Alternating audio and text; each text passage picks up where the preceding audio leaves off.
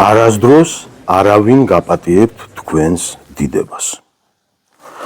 ადამიანური დიდება და სიდიადე არ არის დაკავშირებული ფულთან, თანამდებობასთან, წოდებასთან, ან მხოლოდ შემოქმედებასთან. არამედ ის დაკავშირებულია ისეთ შინაგან ძალასთან, როგორიც არის იდენტობა. ეს მცნება, იდენტობა, ძალზე ძლიერი და განმსაზღვრელია ცხოვრებაში.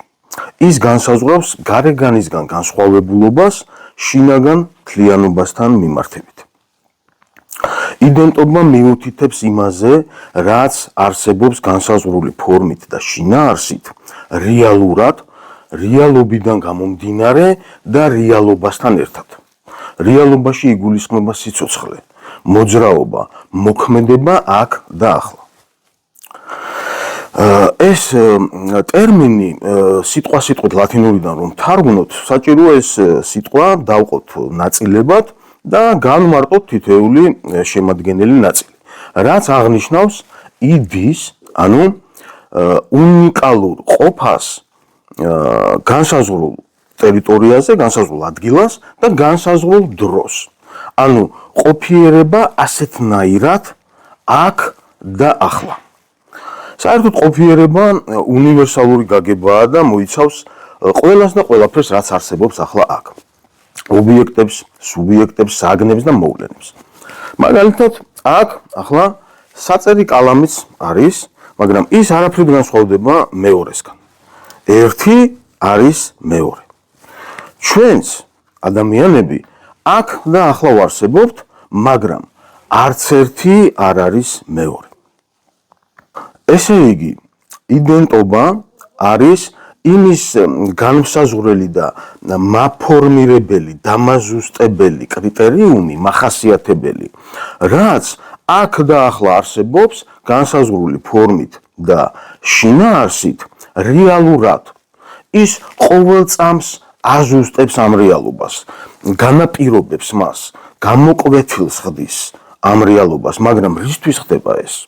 ის განაპირობებს და განასხვავებს ამ რეალობას, გამოხატავს მას და რაც თავარია ეს ერთიანია ჩემში. ჩემში როგორც სუბიექტში, ჩემში როგორც ობიექტში, ჩემში როგორც რეალობაში. ამრიგად იდენტობა ძალიან ძლიერი მოცემულობაა ცხოვრებაში. ეს არის განსაკუთრებული, ექსკლუზიური, განსხვავებული ყოფიერების არსებობის საშუალება თითოეული ჩვენთაგანისა. ჩვენ ყველანი ვართ, მაგრამ არც ერთი არ არის მეორე. ცხოვრება და ყოფიერება ჩვენ გულისხმობს განსხვავებულებს და ამიტომაც იდენტობის ცოდნა ნიშნავს მიზეზის ცოდნას და კრიტერიუმის ფლობას, ანუ ძალაუფლების ფორმის ფლობას. ეს არის წვდომა, ეს არის საგანთან, ნივთთან, არსთან, ობიექტთან მისასვლელი გზის ზუსტი ცოდნა. ეს არის შინაარსთან წვდომის უფლებამოსილება, რომელიც საშუალებას გაძლევს იცოდე ფლობის მეშვეობით, ობიექტის ფუნქციონალური მეტაბოლიზაციის მეშვეობით და არანგრევით. თავის მხრივ კრიტერიუმი უზრუნველყოფს, რომ გქონდეს პირდაპირი კავშირი მიზეზთან.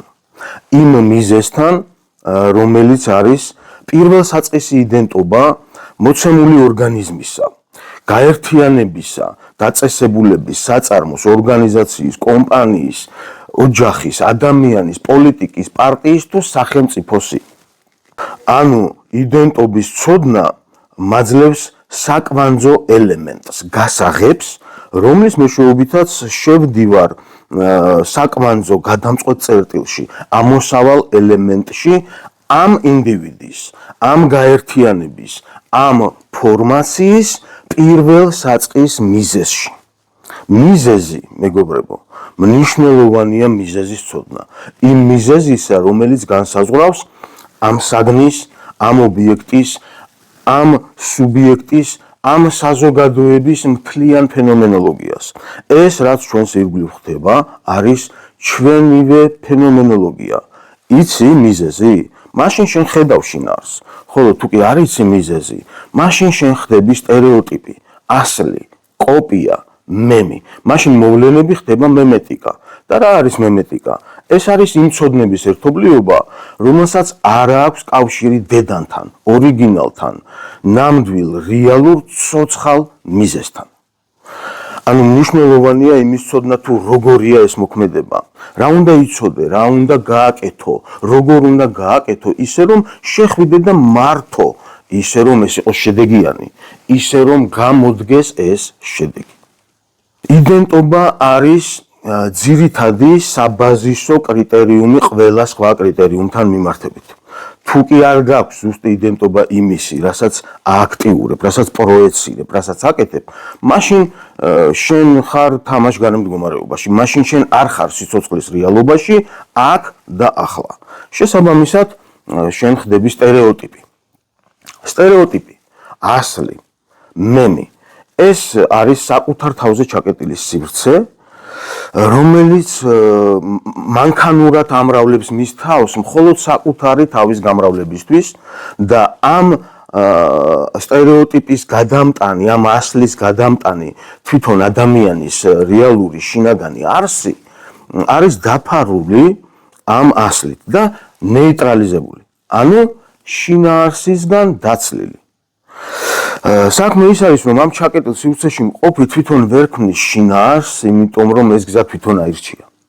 და სწორედ ეს მომენტი წარმოშობს შინაგან სიცარიელეს, უშინაარსობას. მაგალითად, მე გამკვირვებია იმ ადამიანების, რომლებმაც ეგრეთ წოდებული ერთმორწმუნეობის სტერეოტიპი გამოიარეს. ამ გამონათქვამის გამო არ თქვით ერთ დროს უარი რეალურ ნამდვილ მისწრაფებაზე. მაგრამ ფაქტია, რომ ამ სტერეოტიპმა შეწყვიტა შედეგების მოტანა, ის გაუქმდა. ფაქტია, რომ არც ამ მიმართულებით არსებობს რეალური შინაგანი კავშირი ქართულ სინამდვილესა და ამ გამონათქვამს შორის. არანაირი ერთმორწმუნე ძმები არ არსებობენ რუსეთში, ეს ხომ დღესავით ნათელია. ეს სხვა ხალხია, ისინი ჩამოდიან და აქ სხვა ერებთან ერთად მათთვის გადაშენების პირას ყოფი ეგზოტიკა ხარ. რუს ყველგან მეტი გონია თავი, უცხო ქვეყანაშიც კი. და ამ ხალხს ბუნებრივად არც აქვს ადგილი, არც ჩვენს ქართულ ეროვნულ კულტურაში, ვეფხისტყაოსანში, დავით აღმაშენებელში, ჭყონდიდელში და ასე შემდეგ. და ამავე დროს იგივე ხალხი დღეს ჩინურ ინტეგრაციას ნორმალურად განიხილავთ. ჩინელებიც ერთმორწმუნეები არიან, თუ ბევრი ჩინელი სახელი და გვარი იცით, თუ ის არაბი შეიხი. იდენტობის პრობლემის შედეგები სახეზეა. შინაარსი არის რა და არა ვინ. როდესაც შინაარსი იკარგება, ეს იმას ნიშნავს, რომ იდენტობა დაკარგულია. იდენტობა დაკარგული ორგანიზაციაც სტერეოტიპი ხდება, რომელიც ამ სტერეოტიპის ფარგლებით შეზღუდული აზროვნების და ქცევის მოდელშია ჩაკეტილი. ეს მემეტიკური სტერეოტიპული სივრცე არ იცვლის თავის ფარგლებს და ზომებს არ იცვლის, ამიტომაც არ იძლევა ზრდის და განვითარების საშუალებას, მისწრაფების საშუალებას. ორგანიზაციულ წარმონაქმნს უნდა ჰქონდეს მისი როგორც ორგანიზმის, როგორც საწარმოს, დაწესებულების, ბრენდის, პარტიის, ორგანიზაციის იდენტობა, ანუ შინაარსი, რას გვთავაზობს და სადმე ისწრაფეს. რას ერთმანეთს აშკარად აღარ ემთხოვა და ამიტომ შეუძლებელი ხდება რეალური შინაგანი ერთიანი სრულფასოვნების მიღწევა. და იწყება ამ შინაგანი არასრულფასოვნების სიცარიელის კომპენსირება გარემოდან. და ეს პროცესი აპრიორი განწირულია. რეალობა არის ის, რომ როდესაც ნამდვილი მისწრაფების არ მქონე სუბიექტი ხედავს, რომ მისგან განსხვავებით სხვას ეს მომენტი აქვს, ის განიცდის საკუთარ აუტანელ უძლურებას განსხვავებული ყოფიერების წინაშე.